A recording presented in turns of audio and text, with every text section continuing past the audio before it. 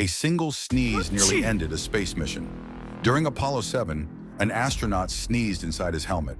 The moisture instantly fogged up the visor, and suddenly he couldn't see anything. No visibility, no clear controls, just a blinded astronaut in space. Now imagine that happening during re-entry, when every second matters. One sneeze at the wrong time, and everyone could have died. Subscribe for more near disasters in space.